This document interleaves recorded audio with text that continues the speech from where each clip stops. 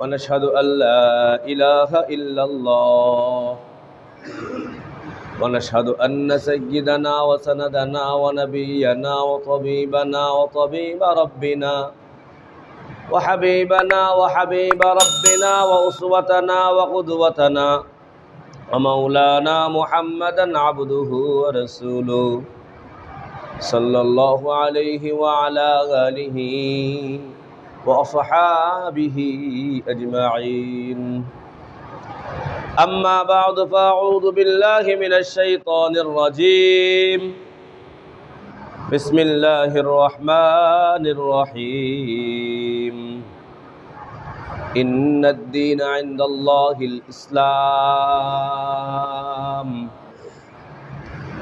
ومن يبتغ غير الإسلام دينا فلن يقبل منه وقال تعالى في موضع آخر اليوم أكملت لكم دينكم وأتممت عليكم نعمتي ورضيت لكم الإسلام دينا وقال تعالى في موضع آخر ولا تسبوا الذين يدعون من دون الله فيسبوا الله عدوا بغير علم صدق الله المولانا العظيم وصدق رسوله النبي الكريم ونحن على ذلك لمن الشاهدين والشاكرين والحمد لله رب العالمين اللهم صل على محمد وعلى آل محمد كما صليت على إبراهيم وعلى آل إبراهيم إنك حميد مجيد اللهم بارك على محمد وعلى آل محمد كما باركت على إبراهيم وعلى آل إبراهيم إنك حميد مجيد الله أكبر الحمد لله मोहतरम मुअज़्ज़ज़ हाज़िरीन अल्लाह पाक के दरबार लाखों कोटि शुक्र व सुजूद যে আল্লাহ জাল্লা জালালুহু আম্মা নওয়ালুহু আমাদেরকে আজকের এই পবিত্র জুমার দিনে জুমার নামাজের উদ্দেশ্যে আল্লাহর ঘর মসজিদে আসার বসার সুযোগ দিলেন সে রবের দরবারে শুকর আদায় করি আলহামদুলিল্লাহ লাখো কো দুরূদ ও সালাম রহমতের মুক্তির দেশের আখিরি পয়গম্বর জনাবে মুহাম্মদ রাসূলুল্লাহ সাল্লাল্লাহু আলাইহি ওয়াসাল্লামের উপর যে নবীর দুনিয়াতে আগমনের মৌলিক উদ্দেশ্য শিরিক বেদাতকে মূলোৎপাটন করা সে নবীর শানে মুহাব্বতের সাথে পড়ি সাল্লাল্লাহু আলাইহি ওয়াসাল্লাম মোহতারাম হাজিরিন আল্লাহ জাল্লা জালালুহু আম্মা নওয়ালুহুর অনেক বড় ইহসান যে আল্লাহ তাআলা আমাদেরকে মুসলমানের ঘরে জন্ম দিয়েছেন ইসলাম মুসলমান ঈমান দ্বীনের ধারক বাহক হিসেবে আল্লাহ তাআলা আমাদেরকে কবুল করেছেন এটা আল্লাহ পাকের অনেক বড় ইহসান আর মেহেরবানি আমাদের উপর আল্লাহ রাব্বুল ইজ্জত যদি ইহসান করে মুসলমানের ঘরে ঈমানদার হিসাবে দুনিয়াতে না পাঠাইতেন তাহলে সারা দুনিয়ার প্রায় 500 কোটি অমুসলমানদের মধ্যে আমাদের নাম অন্তর্ভুক্ত থাকতো ক্ষীণ সম্ভাবনা ছিল হয়তোবা অনেক কষ্টে অনুসন্ধান করে দ্বীন হানিফ বা সঠিক ধর্মের পরিচয় আমরা পেতাম কিন্তু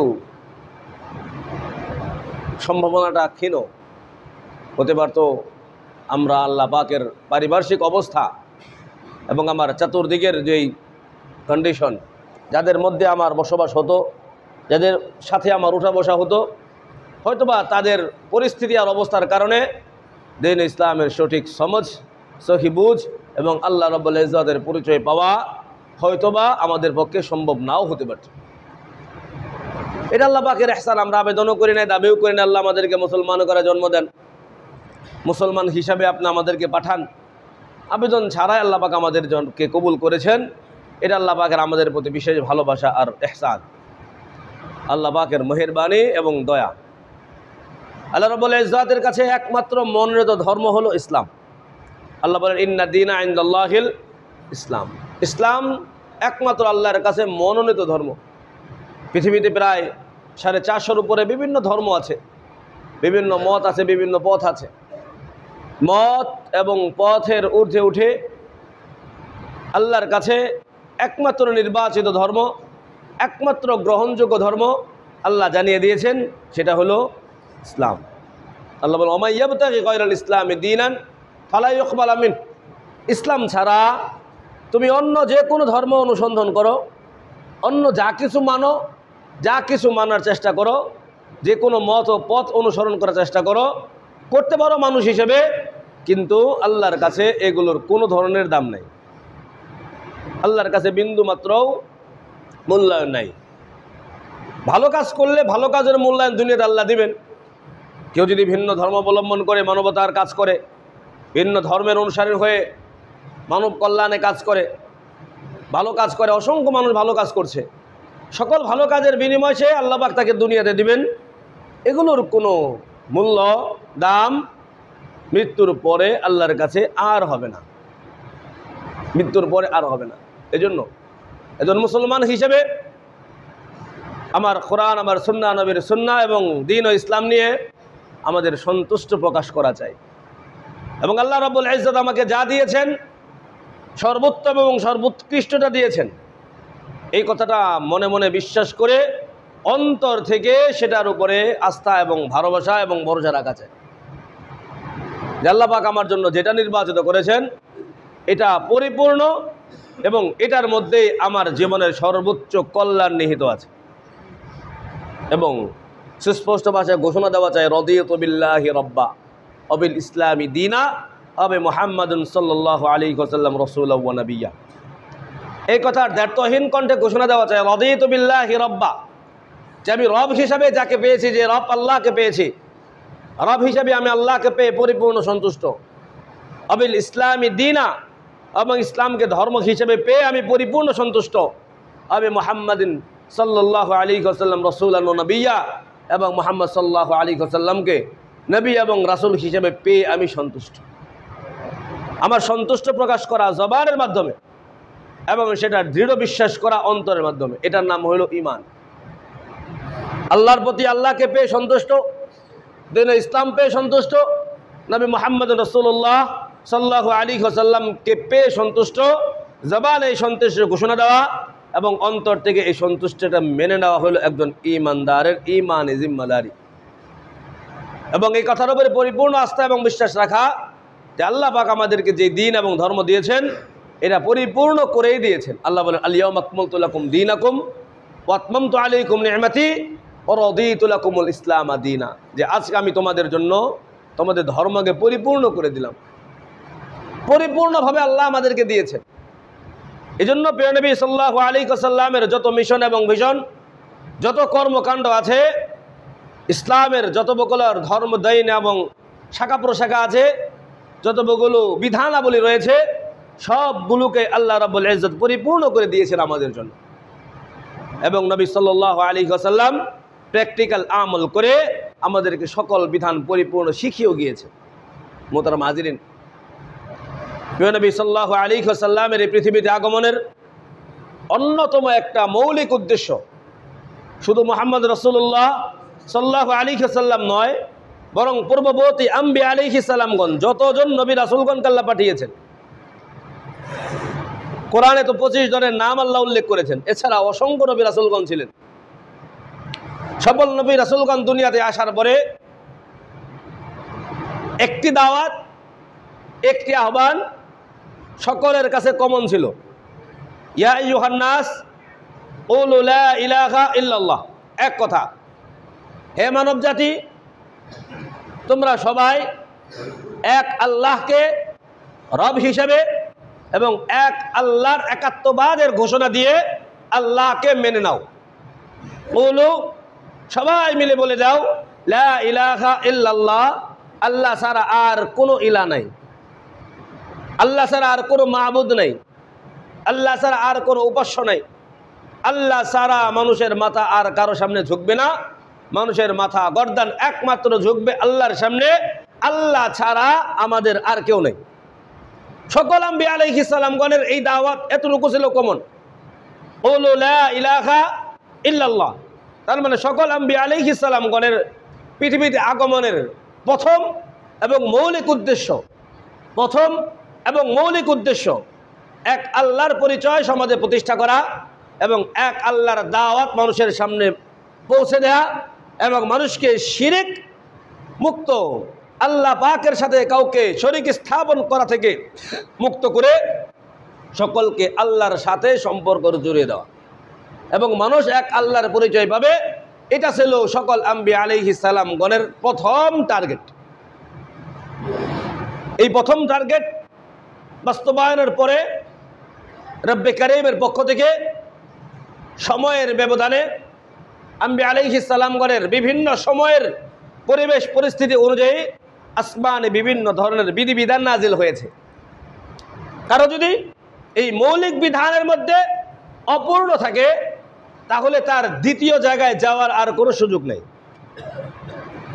প্রথম জায়গা আল্লাহ পাকের একাত্মবাদের স্বীকৃতি।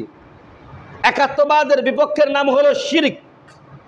আল্লাহর সাথে কাউকে শরীক স্থাপন করা, আল্লাহর ক্ষমতার মধ্যে কারো ক্ষমতা ঢুকিয়ে দেওয়া, আল্লাহ রাব্বুল ইজ্জাতের বরত্বের মধ্যে কারো বরত্বের স্থান দেওয়া, এর নাম হলো শিরক।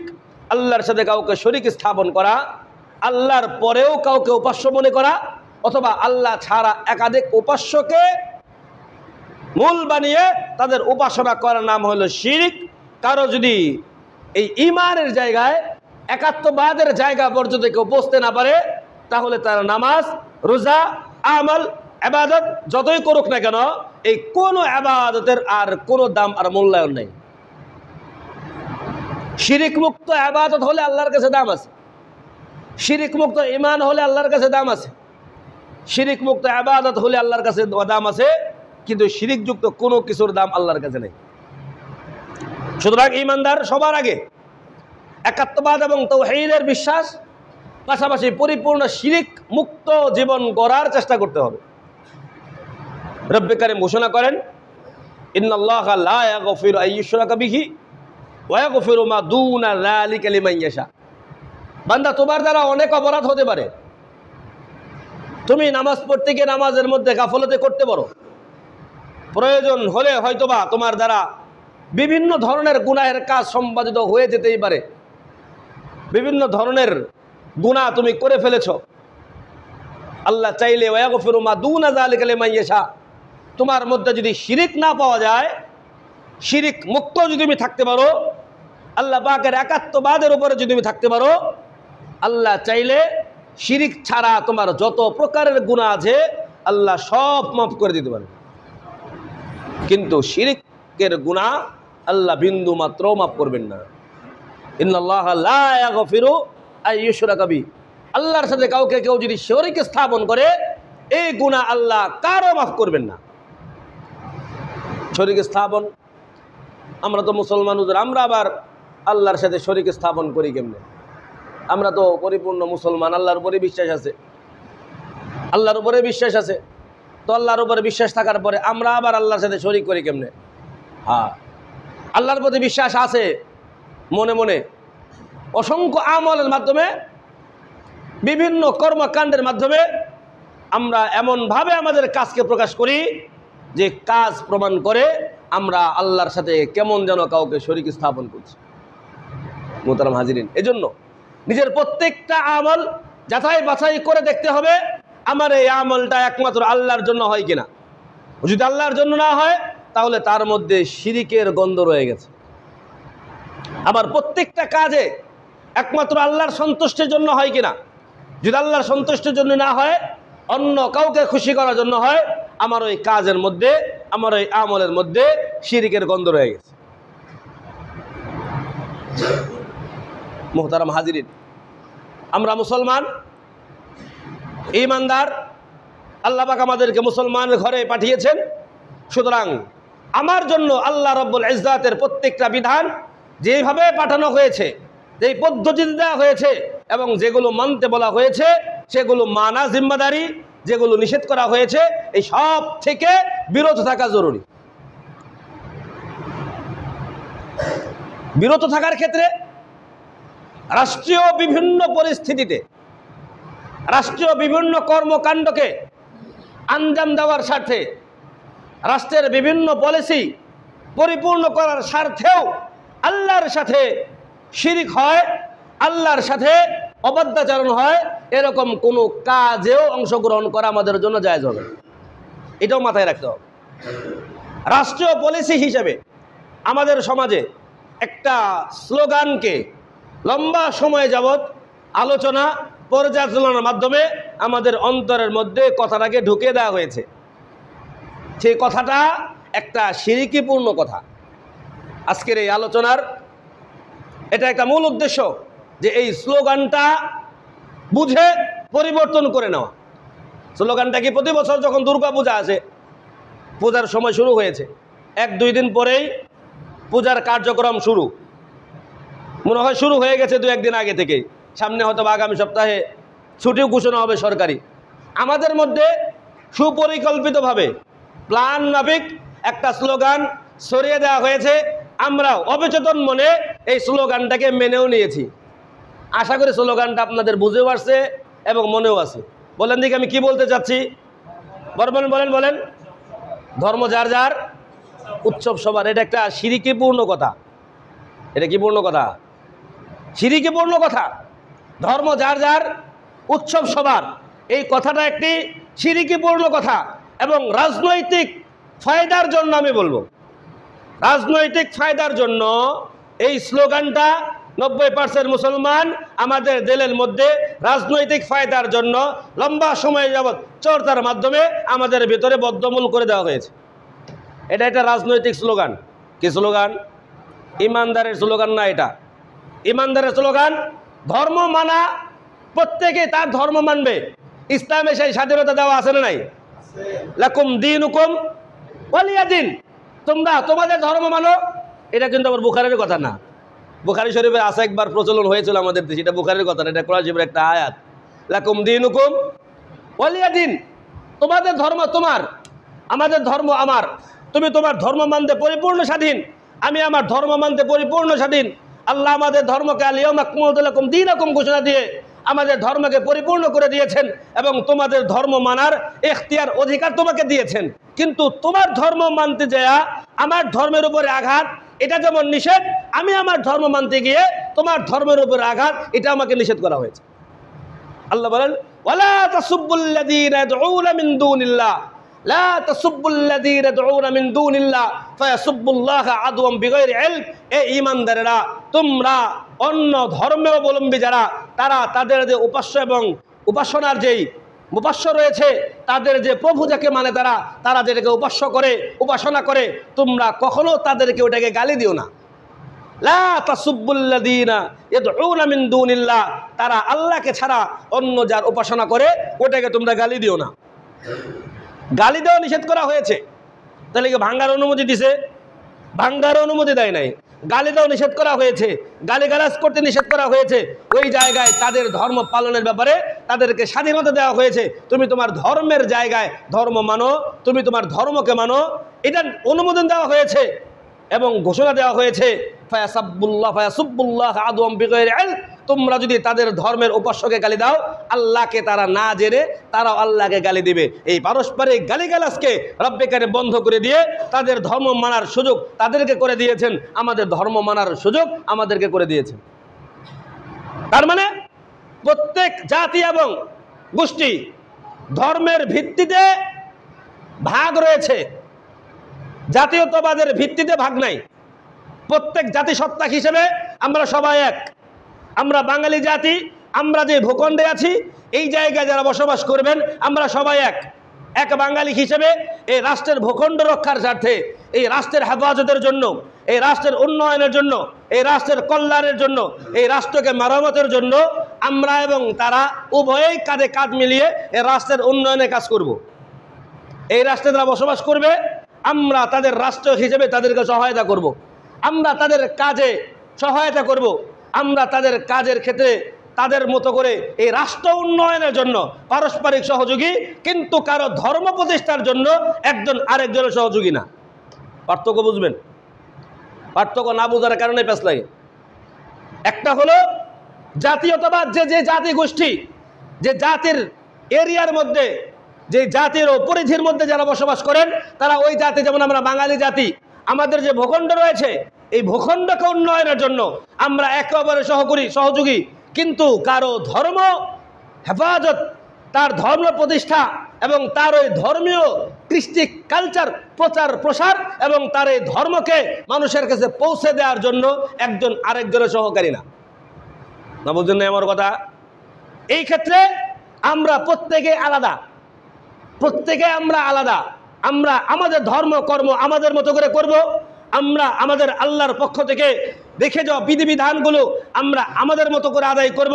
আমাদের রবের রেখে যাওয়া পাঠানো এবং নবীর শিখানো ধর্ম এবং কর্ম এবং পদ্ধতি আমাদেরকে যেমন শেখানো হয়েছে আমরা সেভাবে করব। তাদের ধর্মমত অনুযায়ী তারা তাদের ধর্মীয় কৃষ্টি কালচার যেমন শিখেছেন তারা তাদেরটা করবেন, একজনেরটা আরেকজনে সহযোগিতা করে প্রতিষ্ঠা করার কাজ আমাদের না। বুঝলেন না আমার কথা? কথাকে বুঝতে পেরেছেন? তার মানে সমাজে অনুষ্ঠান দুই ধরনের, উৎসব দুই ধরনের। একটা হলো সামাজিক উৎসব আর একটা হলো ধর্মীয় উৎসব। সামাজিক উৎসব আপনার বাসার কোনো সামাজিক কোনো অনুষ্ঠান হতে পারে, বিবাহের কোনো অনুষ্ঠান আপনি করছেন, ধর্মীয় হিসাবে না, ওলিমা অনুষ্ঠান আলাদা। আপনার ব্যক্তিগত যদি সামাজিক কোনো অনুষ্ঠান আপনি করেন, এই অনুষ্ঠানে আপনি আপনার বিধর্মী, আপনার সহকারী কোনো ভাই অথবা আপনার পাশে আপনার কোনো প্রতিবেশী বিধর্মী ভিন্ন ধর্ম অবলম্বন করেন, আপনি তাদেরকে দাওয়াত করে আহ্বান করে আপনার বাসায় সামাজিক অনুষ্ঠানে অংশগ্রহণ করায় খাওয়াইতে পারেন। অনুমোদন আছে না নাই? শরীয়ত অনুমোদন দিয়েছেন। বিশেষ প্রয়োজনে তাদের ধর্মীয় উৎসব না, সামাজিক কোনো উৎসবে আপনাকে ওই ভাইরা যদি দাওয়াত করেন এবং ইসলামে নিষেধ না এরকম কোনো খাবার যদি আপনার জন্য প্রস্তুত করেন, ওই খাবার গ্রহণ করা আপনার জন্য জায়েজ আছে। তারা যদি কোনো পশু কোরবানি করে, জবাই করে, সেটা আপনার জন্য জায়েজ নাই। এরকম খাবার ছাড়া ইসলাম ধর্ম মতে বৈধ কোনো খাবার যদি আপনার জন্য ওই সমস্ত ভাইরা তৈরি করেন তাদের সামাজিক কোনো অনুষ্ঠানে, অবশ্যই সেটা খাওয়া আপনার জন্য কি আছে? জায়েজ আছে, বৈধ আছে। আপনার বাসায় তাদেরকে দাওয়াত করে আনতে পারবেন, সামাজিক অনুষ্ঠানে এটাও আপনার জন্য বৈধ আছে। কিন্তু ওই সমস্ত ভাইদের ধর্মীয় উৎসব, দুর্গা পূজা এবং তাদের সরস্বতী পূজা, এই সমস্ত ভাইদের প্রায় 12 মাসে 13টা পূজা আছে সম্ভবত, অথবা যতগুলো পূজা অনুষ্ঠান আছে, অথবা আমাদের খ্রিস্টান ধর্মাবলম্বী ভাইদের তাদের বড়দিনের অনুষ্ঠান আছে, এই সমস্ত অনুষ্ঠানকে তারা ধর্মীয় অনুষ্ঠান হিসেবে পালন করেন। বলেন একজন মুসলমান হিসেবে ওই ধর্মীয় উৎসবে, ধর্মীয় অনুষ্ঠানে যাওয়া কি জায়েজ হবে না? বুঝেন নাই? অনুষ্ঠান দুইটা, সামাজিক, ধর্মীয়।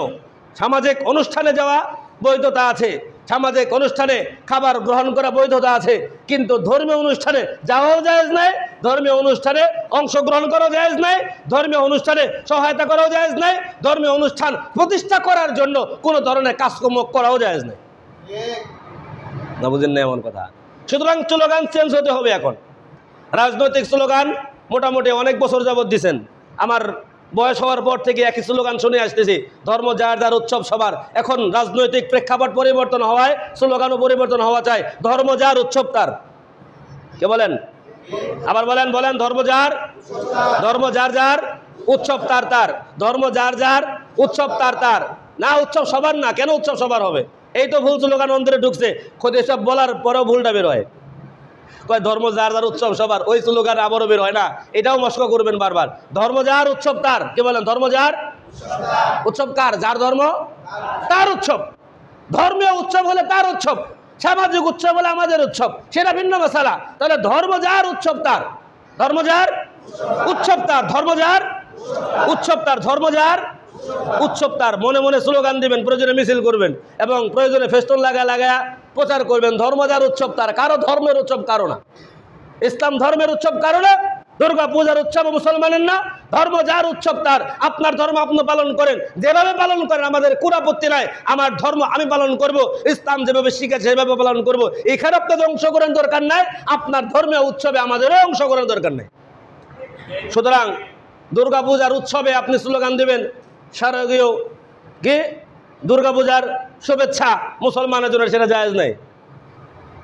মুসলমান তার ধর্মের জন্য যে উৎসব আছে, শুভেচ্ছা, সেটা জানাবে। বড়দিনের জন্য স্লোগান দিয়া বড়দিনের শুভেচ্ছা মুসলমান দিবে, এটা মুসলমানদের জায়েজ নাই। সুতরাং তারাও আমাদের ঈদের উৎসবের মধ্যে আমাদের লিখে দিবে না যে ঈদ উল ফিতরের শুভেচ্ছা, ঈদ উল আজহার শুভেচ্ছা। এই যত ফেস্টুন লাগানো হয় এই সবগুলো হলো রাজনৈতিক ফায়দার জন্য। এটা ধর্মীয় কর্মকাণ্ড না, রাজনৈতিক কর্মকাণ্ড। রাজনৈতিক কর্মকাণ্ড রাজনৈতিকবিদরা বুঝবেন। আপনি মুসলমান হিসেবে আল্লাহ পাক আপনাকে যেটা নির্দেশ দিয়েছেন সেটা আপনার জন্য ফরজ। সুতরাং ধর্ম যার তার মতো করে সে মানবে, দুর্গা পূজা তারা মানবে, তাদের মতো করে তারা করবে। ওই জায়গায় মুসলমানের পক্ষ থেকে কোনো ধরনের সহায়তা হবে না। তাদের ধর্মীয় উৎসব প্রতিষ্ঠার জন্য, তাদের ধর্মীয় কাণ্ড পরিচালনার জন্য মুসলমানের পক্ষ থেকে কোনো ধরনের সহায়তা হবে না। এক নম্বর সহায়তা, তাদের ধর্মীয় উৎসবের প্রচারণার জন্য আপনি শুভেচ্ছা জানাইলেন, ইসলাম আপনাকে বৈধতা দেয় নাই। 2 নম্বর সহায়তা, তার ধর্মীয় উৎসব উদযাপনের জন্য আপনি তাকে অর্থনৈতিকভাবে সহায়তা করলেন। আপনার কাছে চাঁদা চাইলো যে আমাদের অমুক তারিখে পূজা অনুষ্ঠানের জন্য, পূজা মণ্ডপ তৈরির জন্য, পূজার কার্যক্রম পরিচালনার জন্য আমাকে সহায়তা করেন। একজন মুসলমান হিসেবে এই সহায়তা করা আপনার জন্য বৈধ না। 3 নম্বর, তার এই ধর্মীয় উৎসবে আমার মুসলমান সন্তানেরা, যুবক বন্ধুরা, শিরিকের আখড়া যেখানে হয়েছে, শিরিকের জন্য মণ্ডপ তৈরি করা হয়েছে, যেখানে সর্বাবস্থায় শিরিক হচ্ছে, রবের একাত্মবাদের সাথে যুদ্ধ ঘোষণা করে, যে জায়গায় তার পূজা করা হচ্ছে, এক আল্লাহর থেকে মুখ ফিরিয়ে নিয়ে শত রবের পূজা করা হচ্ছে, ওই জায়গায় আবার মুসলমান সন্তানেরা তাদের পূজা অংশগ্রহণ করে, তাদের এই পূজা মণ্ডপ দেখার জন্য অথবা তাদের এই পূজার উৎসবকে উদযাপন হিসেবে গ্রহণ করে ওই জায়গায় গিয়ে তাদেরকে সহায়তা করছে। রব বলেন এটাও আমাদের জন্য নবীর ঘোষণা অনুযায়ী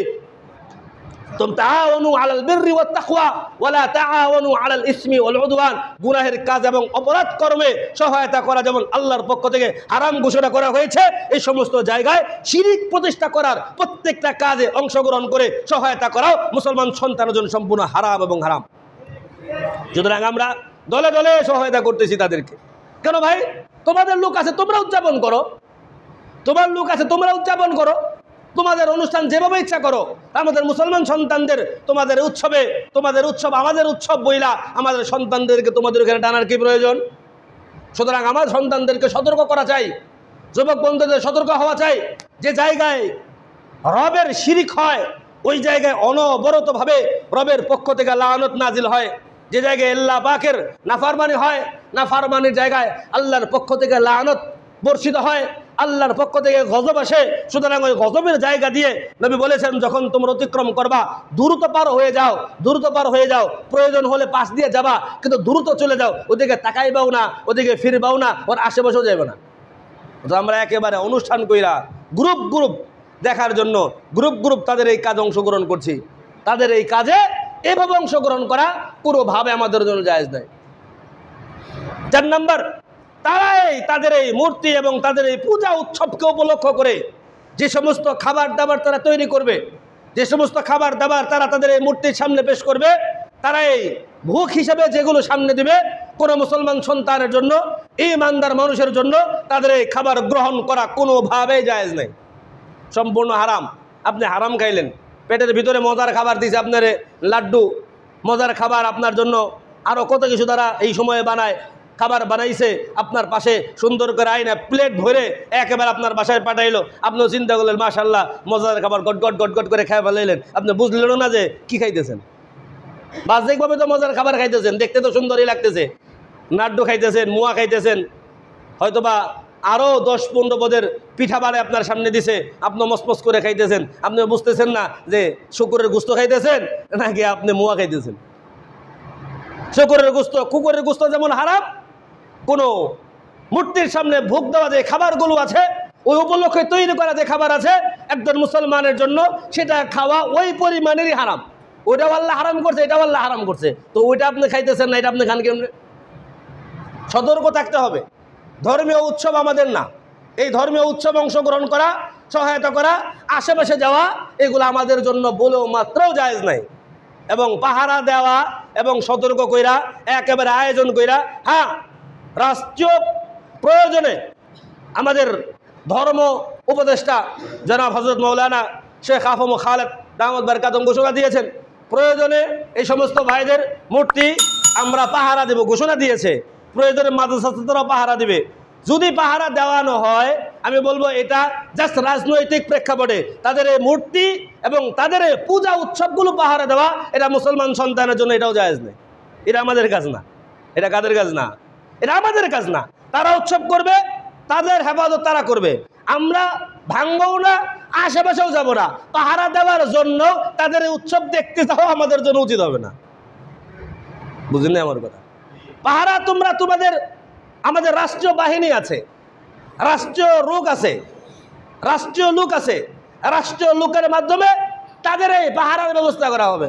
মুসলমানেরা ভুলেও তাদের এই জায়গায় হামলা করতে যাবে না। তাদের এটা ভাঙার জন্য আমাদের জন্য জায়েজ নাই, কিন্তু পাহারা দিয়া তাদের এই তারাও অনুষ্ঠান করবে। চতুর্দিকে হুজুর খতিব সাহেবকে বড় একটা লাঠি দিয়া যদি ধর্মীয় উপদেষ্টা ঘোষণা দেয়, কিছু করারও নাই। খতিব সাহেব আমি আমার মুসল্লিদেরকে নিয়ে ওনারা ওনাদের রবের শিরিক করবে, ওনারা রবের সাথে আমার রবের সাথে শিরিকের মধ্যে সেজদা দিবে, উলু উলু করবে, আর আমি খতিব সাহেব পাগড়ি মাথায় দিয়া সামনে একটা লাঠি হাতে নিয়ে আমি আমার মুসল্লিদেরকে সামনে নিয়ে আপনারা করেন, আমরা আপনার পাহারার মধ্যে দাঁড়ায় রয়েছি। এটা কোন ধরনের কথা? না, এই পাহারা এই হিসেবে পাহারা আমাদের জন্য জায়েজ নাই। রাষ্ট্রীয় হিসেবে রাষ্ট্রবাহিনী আছে, রাষ্ট্রের পক্ষ থেকে সর্বোচ্চ ব্যবস্থা নেন, তাদের নিরাপত্তা দেন।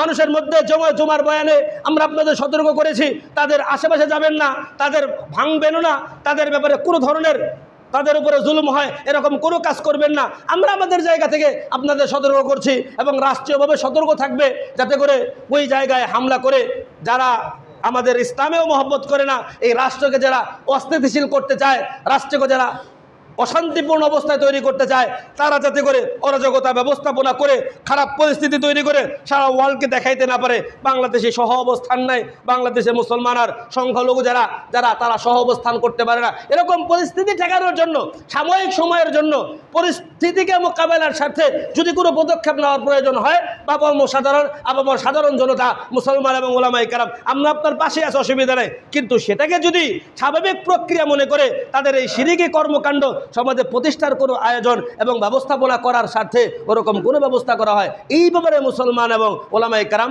কাউকে সহায়তা করবে না। সেটা ভিন্ন জিনিস। শুরুতে আলহামদুলিল্লাহ যখন এরকম আমাদের দেশের পরিস্থিতি তৈরি হয়েছে, আমি নিজে আমাদের ছাত্রদেরকে নিয়ে আলহামদুলিল্লাহ পুরা এলাকা পাহারার ব্যবস্থা করেছি। রাতকে রাত আমাদের এলাকার ওলামায়ে কেরাম মন্দির পাহারার ব্যবস্থা করেছেন। সেটা একটা পরিস্থিতিতে আমরা করেছি, সেটা আমাদের পরিস্থিতিতে আমরা করেছি। ভবিষ্যতেও দেশকে রক্ষার স্বার্থে, দেশের জাতিসত্তা রক্ষার স্বার্থে, ঈমান ও ইসলামের রক্ষার স্বার্থে প্রয়োজনীয় মুহূর্তে এরকম ব্যবস্থা নেওয়ার জন্য বাংলাদেশের আপামর সাধারণ জনতা এবং মুসলমান ওলামায়ে কেরাম, খতাবায়ে আযম, আইম্মায়ে মাসাজিদ আমরা সবাই তৈরি আছি। সেটা একটা আলাদা সাবজেক্ট, আর এটা পরিস্থিতিটা আরেকটা আলাদা সাবজেক্ট। বিষয়টা গুলিয়ে ফেলা যাবে না, একটার সাথে আরেকটাকে ঢুকিয়ে দেওয়া যাবে না। উদ্দেশ্য এটা না যে তোমার ধর্ম, তোমার উৎসব, আমরা অংশগ্রহণ, আমরাও সহযোগিতা, তোমার এই উৎসব তুমি করো, আমরা সহযোগিতার স্বার্থে ঢাল হিসেবে তোমাদের পাশে দাঁড়িয়ে আছি। বিষয় এরকম না, বরং ধর্ম আমাদের, আমার ধর্ম আমাদের, আমার উৎসব আমাদের, আমার রীতিনীতি আমাদের, আপনার রীতিনীতি আপনার, তাদের ধর্ম তাদের রীতিনীতি তাদের বিধানাবলী তাদের কর্মকাণ্ড তারা তাদের মতো চলবে, আমরা আমাদের মতো চলব। সমাজ যেতে এখন প্রশ্ন হলো, তাহলে দ্বীন ও ইসলাম প্রতিষ্ঠার স্বার্থে কি আমরা কিছু করব না? ওনারা কে ওনাদের ধর্ম প্রতিষ্ঠার জন্য কিছু করবেন না? হ্যাঁ, ওনারা ওনাদের ধর্মের জন্য ওনাদের সুন্দর আদর্শ দিয়া ওনারা যদি কাউকে দাওয়াত দিতে চান, দাওয়াত দিতে পারবেন, দাওয়াত দেবেন, অসুবিধা কি? ওনারা ওনাদের ধর্মের সৌন্দর্য যদি কাউকে বুঝাইতে পারেন, কেউ যদি তার ধর্মের অসারতা থাকার সত্ত্বেও, তাদের ধর্মের মূল অস্তিত্ব না থাকার পরেও কেউ যদি মনে করে যে এটাকে মানা আমার যেতে পারে, আপনি ভিন্ন মশালা, আপনার মন চাইলে আপনি মানেন, সেটা আপনার ব্যক্তিগত বিষয়। আমরাও মুসলমান, আমাদের ধর্মীয় স্বাধীনতা আছে, আমার ধর্মের সৌন্দর্য, আমার ধর্মের আদর্শ, আমার নবীর আদর্শ, আমার নবীর আখলাক, আমার নবীর সৌন্দর্য এবং আমার নবীর চরিত্র, আমার কোরআন সুন্নাহর বিধানাবলী আমরা আপনাদের কাছে দাওয়াত দিব, কিন্তু আপনাদেরকে বাধ্য করব না। লা ইকরাহা ফিদ্দিন, ইসলাম কাউকে বাধ্য করে না। ধর্মের ব্যাপারে জবরদস্তি করে না, বাধ্য করে কাউকে মানানোর চেষ্টা করবে না। আমরা আপনাদের কাছে ইসলামের দাওয়াত পৌঁছে দেব, ইসলামের সৌন্দর্যগুলো পৌঁছে দেব, আপনার মন চাইলে আপনি গ্রহণ করবেন। এই গ্রহণ করলেও রাষ্ট্রীয়ভাবে কোনো ধরনের বাধার সম্মুখীন ফেলা এটাও জায়েজ হবে না। এক ভাই মুসলমান হবে, এটা তার ব্যক্তিগত স্বাধীনতা। এক ভাই মুসলমান হওয়ার পরে আবার তার উপরে জুলুম করবেন, আবার তার উপরে আইনি প্রক্রিয়ায় তাকে হেনস্থা করবেন, তাকে হ্যারাসমেন্টের শিকার করবেন, তাকে বিভিন্ন প্রকারের পরিস্থিতি শিকার করবেন, অথবা তাকে থানায় আটকে রাখা তার উপরে জুলুম নির্যাতন চালানোর চেষ্টা করবেন, এটাও ইসলামে আপনাকে অনুমোদন দেয় না এবং সাধারণ মুসলমান এটাকেও সহ্য করবে না। কোনো ভাই নব মুসলমান ইসলাম ধর্ম সৌন্দর্য দেখেছে মুসলমান হয়েছে, মুসলমান আদর্শ দেখেছে মুসলমান হয়েছে, ইসলাম ধর্মে মেনে সে চলতে চায়, তার পরিপূর্ণ এখতিয়ার এবং পরিপূর্ণ স্বাধীনতা তার জন্য রয়েছে। ইসলাম তাকে পরিপূর্ণ সেই এখতিয়ার দিয়েছে, সে আসলে আমার ভাই হিসেবে আমার বুকে আমার কাছে এসে সেই ইসলাম মেনে সর্বোচ্চ চলার এখতিয়ার এবং অধিকার তাকে ইসলাম দিয়েছে। রব আমাদের সকলকে ইসলামের প্রত্যেকটা বিধিবিধান ইসলাম আমাদেরকে যেভাবে শিখিয়েছেন, রব আমাদেরকে যেভাবে শিখিয়েছেন, আমাকে যে আদর্শ দিয়েছেন সেই আদর্শ অনুযায়ী চলার তৌফিক নসিব করুন, আমিন। এবং আমাদের ধর্মীয় উৎসবগুলো উদযাপনের মাধ্যমে সুন্দর থেকে সুন্দরতম করে আল্লাহ পাক আমাদের উদযাপন করার তৌফিক নসিব করুক। এবং আমাদের ভাইরা যারা ভিন্ন ধর্ম অবলম্বন করেন তাদের ধর্মীয় উৎসব তাদের মতো করে তারা চালাক, আমরা তাদেরকে সর্বাত্মক আন্তরিকতার সাথে তাদের সহযোগিতা, তাদের পক্ষে তাদের মতো করে কাজ করার সুযোগ আমরা করে দেব, কিন্তু তাদের সেই জায়গায় ভুলেও অংশগ্রহণ করব না। আল্লাহ পাক আমাদের সকলকে শিরক মুক্ত থাকার এবং আল্লাহ পাকের সাথে এই যুদ্ধ ঘোষণা থেকে রব আমাদেরকে বেঁচে থাকার তৌফিক নসিব করুক, আমিন। ওয়া আখির দাওয়ানা আলহামদুলিল্লাহি রাব্বিল আলামিন।